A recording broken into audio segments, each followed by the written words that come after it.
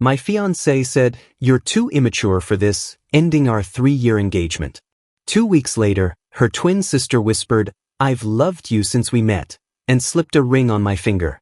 I'm Danny, 29, and I've spent the last 6 years studying marine ecosystems at the City Aquarium's research facility. I met Sophia at a science museum fundraiser 3 years ago where I was presenting our coral reef restoration project.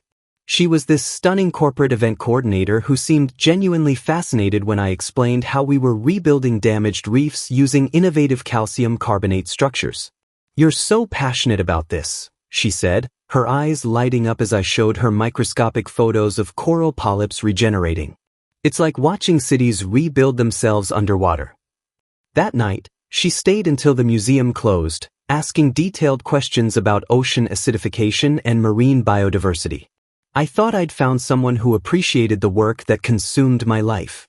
For the first few months, Sophia encouraged my research, even joining me for weekend scuba expeditions to collect water samples. She'd surface with this amazed expression, salt water dripping from her mask, saying things like, "I never realized how complex these ecosystems are." But something shifted around month 6. The enthusiastic questions became subtle suggestions for improvement. "You know, babe, maybe you could explain the science without using so many technical terms. People connect better with accessible language." She started reshaping my wardrobe, replacing my comfortable field clothes with expensive suits that made me feel like I was wearing a costume. "Presentation matters in your field," she insisted, donating my favorite marine biology conference t-shirts to charity while I was at work. My weekend diving trips became unprofessional weekend activities that don't align with your career goals. She convinced me to sell my vintage motorcycle, the one I'd restored myself and used for quick trips to coastal research sites. "Successful men drive cars, not toys," she explained while browsing luxury sedan brochures. My monthly documentary nights where research colleagues gathered to discuss new marine discoveries were dismissed as juvenile movie marathons that make you look unserious. She systematically eliminated these gatherings by scheduling dinner parties with her corporate friends on the same nights.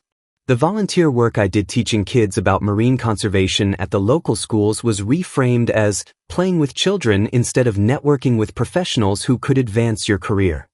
Even my weekly tide pool explorations, where I documented seasonal changes in local marine populations, were labeled as playing in the sand when you should be building professional relationships. I started rationalizing her controlling behavior as helping me become more refined, more worthy of her sophisticated world. She had this way of making her demands sound like loving guidance. "I'm just trying to help you reach your potential," she'd say whenever I expressed hesitation about abandoning another aspect of my authentic self. Successful couples support each other's growth. What I didn't realize was that while I was losing pieces of myself to fit her vision, Sophia was secretly planning our entire wedding at venues I'd never seen, with caterers specializing in cuisine I couldn't afford, creating a celebration of the man she was trying to force me to become rather than the person she'd originally claimed to love. Sophia's transformation of my life accelerated with surgical precision over the following months. I came home one evening to find my cozy beachfront apartment completely gutted and redesigned into what she called a sophisticated living space worthy of our future. My beloved aquarium collection, 15 tanks housing everything from rare seahorses to juvenile octopi that I'd been studying for behavioral research, had been donated to the local high school while I was at work. They were cluttering the space and making it look like a pet store, she explained matter-of-factly, replacing my comfortable furniture with stark modern pieces that felt cold and unwelcoming. My marine photography collection, years of underwater shots documenting coral regeneration and fish behavior patterns, disappeared from the walls, replaced by expensive abstract art that meant nothing to me. She enrolled me in wine appreciation courses every Thursday night, forcing me to miss the research team's weekly data analysis sessions where we discussed breakthrough discoveries. "Cultured men understand fine wine," she insisted, despite knowing I preferred simple beer after long days in saltwater. The business networking seminars she signed me up for were torture sessions where I struggled to connect with people who spoke only about profit margins and market expansion while my mind wandered to the coral spawning season I was missing. Sophia began publicly dismissing my family whenever they came up in conversation with her corporate friends. My father's fishing charter business, which had operated successfully for 30 years and taught me everything about ocean currents and marine behavior, became a quaint little boat operation in her descriptions. My mother's work as a marine park educator, inspiring thousands of children to care about ocean conservation, was reduced to playing with dolphins for tourists. Your parents are sweet, she'd tell her colleagues, but Danny's really elevated himself beyond that kind of work. The manipulation reached its peak when Sophia presented me with what she called our improvement plan during a dinner at an expensive restaurant I couldn't afford. She'd created a detailed timeline requiring me to immediately apply for MBA programs, abandon my weekend tide pool exploration research that was contributing to climate change studies, and stop participating in the monthly beach cleanup initiatives I'd organized for 3 years. Successful couples focus on advancement, not playing in the sand, she explained, sliding the typed document across the table like a contract. These hobby activities are holding you back from reaching your potential. She began monitoring my social media presence with obsessive attention, deleting posts about research discoveries and replacing them with staged photos of expensive dinners and luxury vacation spots we couldn't afford. When I published a paper on microplastic impact in local marine ecosystems, she made me take down the celebratory post because it makes you look like an environmental extremist instead of a serious professional. Most devastating was when she started intercepting phone calls from my diving buddies and research partners, claiming they were holding you back from reaching your potential and needed to be eliminated from my life. The breaking point came at Sophia's company's annual gala at the Ocean View Resort, an upscale event where she'd insisted I wear a $1,000 tuxedo that made me feel like a fraud. I was standing awkwardly by the silent auction tables when Dr. Margaret Chin, a marine conservation donor, approached me after recognizing my name from a recent publication. "You're the researcher working on sea turtle rehabilitation, aren't you?" she asked with genuine interest. For the first time in months, I felt myself come alive as I described our breakthrough technique for treating shell fractures using biocompatible polymers. "We've had an 87% success rate," I explained enthusiastically, my voice gaining strength as I talked about something that actually mattered. "Last month, we released 12 juveniles back into the wild after they'd been given up for dead." Dr. Chen's eyes lit up, and within minutes, a small crowd had gathered around us. I found myself describing the intricate process of rehabilitating injured sea turtles, how we developed new surgical techniques and created specialized recovery habitats that mimicked natural ocean conditions.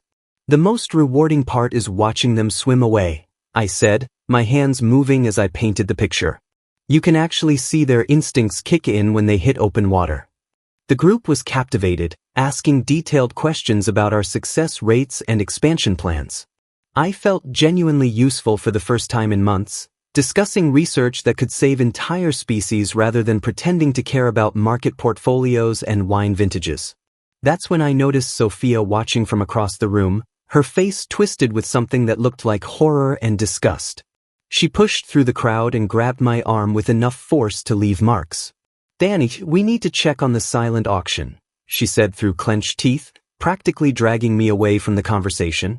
Dr. Chin called after us, saying she'd love to discuss potential funding opportunities, but Sophia kept walking. "Your childish excitement about fish is humiliating me in front of important clients," she hissed once we were alone. "These people are here to network about serious business, not listen to you babble about playing with sea creatures like some kind of overgrown child." The drive home was a nightmare of cold silence until Sophia finally exploded with the cruelest words I'd ever heard from someone who claimed to love me. "You're too immature for this, Danny. Real men build empires. They don't play with sea creatures like children while their wives carry the burden of actually advancing in life." She pulled into our driveway and turned to face me with eyes full of contempt. "I've arranged a position for you at Coastal Petroleum Consulting. They're expecting your resume Monday morning. You'll abandon this ridiculous research career, cut all ties with your loser diving friends, and allow me to manage every aspect of your professional image." Her ultimatum was delivered with the precision of a business contract. "Or our 3-year engagement ends tonight. Choose." Sitting in that car, looking at the woman I'd planned to marry, I realized with crushing clarity that she had never loved me at all. She'd fallen in love with an idea of who I could become if I completely erased everything that made me who I was. The marine biologist who got excited about saving sea turtles wasn't the man she wanted. She wanted a petroleum consultant who wore expensive suits and talked about profit margins instead of coral reefs. 2 weeks after I ended our engagement by choosing my integrity over her ultimatum, I was cataloging new specimens in the research center's lab when Maya appeared in the doorway with trembling hands and tears streaming down her face. Sophia's identical twin sister looked exactly like her physically, but everything else about her was different. She wore faded jeans and a marine conservation t-shirt instead of designer clothes, and her eyes held genuine warmth rather than calculating coldness. "Danny, I need to tell you something I should have said 3 years ago," she whispered, her voice breaking with emotion. "I've been in love with you since the night we met at that museum fundraiser." The confession hit me like a tidal wave, but Maya wasn't finished. She pulled out her phone with shaking fingers and showed me screenshot after screenshot of text messages that made my stomach drop. "Sophia's been dating Richard Morrison, that oil executive from her networking group, for 8 months, she said, her voice barely audible. "She's been using you as her backup plan while waiting for him to propose." The messages were devastating in their casual cruelty. Sophia had written things like, "Danny's such a reliable safety net," and "keeping the boring one interested while I wait for the real prize to make his move." There were photos of expensive dinners with Richard, vacation pictures from trips she'd claimed were work conferences, and worst of all, screenshots of the massive diamond engagement ring Richard had given her just 5 days after our breakup. "She called you her practice husband," Maya said, tears falling onto her phone screen. "Said you were good for learning what she didn't want in a real relationship." The most heartbreaking revelation came when Maya showed me months of her own text messages trying to warn me about Sophia's behavior. "I kept trying to tell you she was manipulating you," she explained, "but every time I brought up concerns, she'd convince me you were too weak to handle the truth anyway, and that I was just jealous of what you two had." Maya had documented everything. Sophia's lies about working late when she was actually with Richard, the fake phone calls where she pretended to be handling wedding vendors while actually planning a different life with someone else, and the systematic campaign to isolate me from friends and family who might expose her deception. "I wanted to protect you, but I also didn't want to destroy my relationship with my sister," Maya said, her voice filled with regret. "I thought maybe she really loved you and would change. I was wrong." The evidence was overwhelming and nauseating. Sophia had never seen me as a person worth loving. I was just a convenient placeholder until something better came along. She'd spent 3 years methodically destroying my confidence and authentic self while secretly building a completely different future with a man who could provide the lifestyle she actually wanted.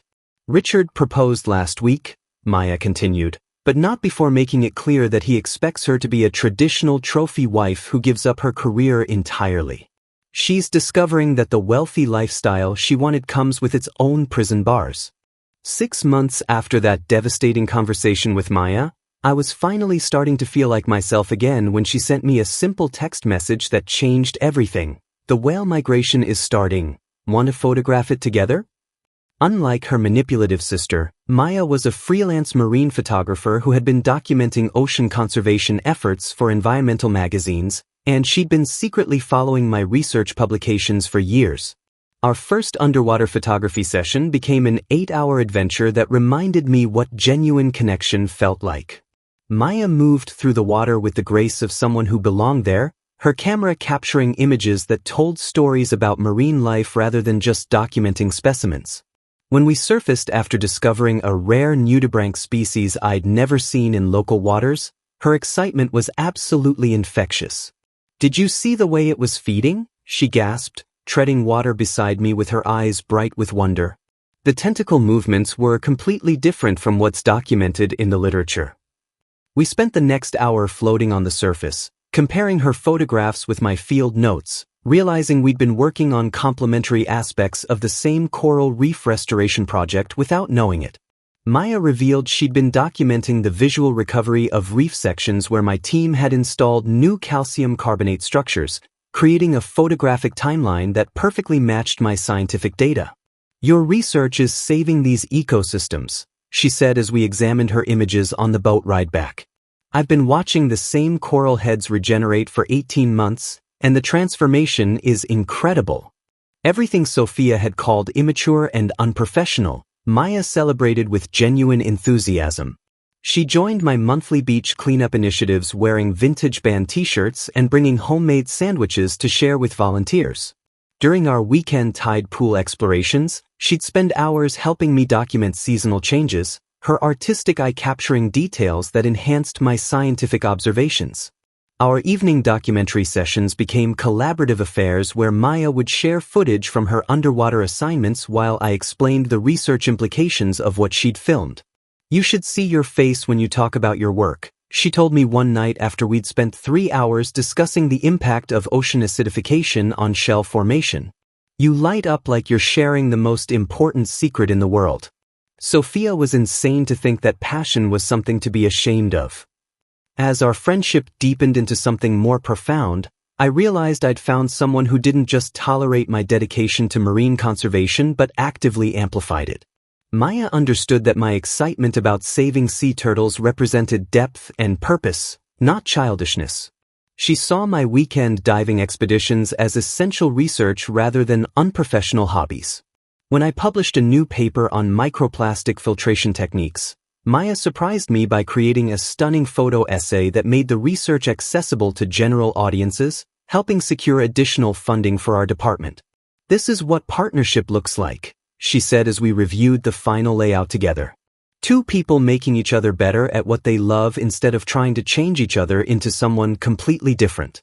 Meanwhile, Sophia's carefully constructed world was collapsing in spectacular fashion. Richard discovered she'd been lying about virtually everything, her family background, her education credentials, even her age, to appear more sophisticated and worthy of his social circle. When he found out she'd claimed to have a master's degree from an Ivy League school instead of her actual community college certificate, he ended their engagement via a cold email that Maya showed me. "I cannot build a future with someone who fundamentally misrepresents herself," he'd written. "Please return the ring via my attorney." While Sophia's relationship imploded, Maya and I were collaborating on a marine conservation documentary that combined her artistic vision with my scientific expertise in ways that created something genuinely beautiful.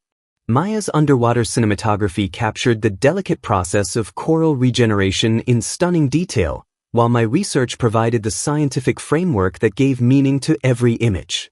We spent weekends working side by side, her editing footage while I wrote narration that translated complex ecological concepts into accessible language. The contrast between my two relationships became undeniable when Maya surprised me with a collection of vintage diving equipment she'd found at an estate sale, gear from the 1970s that would enhance my historical research into local marine ecosystems. She'd spent hours researching what I needed and invested her own money into supporting my work, celebrating the very interests Sophia had tried to destroy. Our Saturday mornings were spent rehabilitating injured sea turtles at the Marine Center, with Maya documenting their recovery process while I performed medical treatments. "You're literally saving lives," she'd say as I carefully cleaned infected wounds or adjusted feeding tubes. "How could anyone think this work is childish?" When Sophia discovered through mutual friends that her twin sister was dating her former fiancé, she launched a vindictive campaign that revealed the true depths of her narcissistic personality. She showed up at Maya's photography studio screaming about betrayal and family loyalty, demanding to know how Maya could steal her happiness after she'd invested 3 years in training Danny to be worthy of a real relationship. Maya calmly recorded the entire confrontation on her phone while Sophia destroyed thousands of dollars worth of photography equipment in her rage. The harassment escalated to social media manipulation, where Sophia posted carefully edited photos and fake screenshots claiming Maya had been secretly pursuing me throughout our entire engagement. She created elaborate lies about Maya sabotaging our relationship from the beginning, even though the evidence of her own infidelity was overwhelming and easily documented. Most viciously, Sophia contacted my research department with fabricated accusations about unprofessional conduct, claiming I'd been embezzling grant money and conducting unauthorized experiments. The investigation lasted 2 weeks before my supervisor dismissed every allegation as obviously false, but not before Sophia had tried to destroy my reputation and career out of pure spite. 2 years after Maya and I began building something real together, I proposed during a sunset dive at our favorite coral reef, the same site where we'd first discovered that rare nudibranch species. I'd worked with a marine equipment manufacturer to create a waterproof container that opened like a shell, revealing the ring surrounded by bioluminescent plankton that glowed softly in the underwater twilight. When Maya surfaced and removed her regulator, her tears mixed with salt water as she whispered, "Yes," before I could even ask the question properly. Our wedding took place on Pelican Beach, the same stretch of coastline where we'd conducted our first tide pool exploration together. The ceremony was designed around our shared values of environmental stewardship and authentic connection rather than expensive displays of wealth. Maya wore her grandmother's simple dress instead of a designer gown, and I chose a linen suit that felt comfortable instead of constraining. Our guests included my research colleagues, Maya's photography clients, and 36 children from the marine education programs we'd developed together. The most meaningful moment came when we released 12 rehabilitated sea turtles into the ocean as living symbols of our commitment to protecting what we loved. As each turtle disappeared into the waves, our guests cheered, understanding that this ceremony celebrated not just our love but our shared purpose. Sophia attempted to crash the wedding by arriving with a hired photographer, claiming she wanted to document the disaster for social media. She appeared at the beach perimeter shouting about how I'd never be successful playing with fish and how Maya had stolen her life.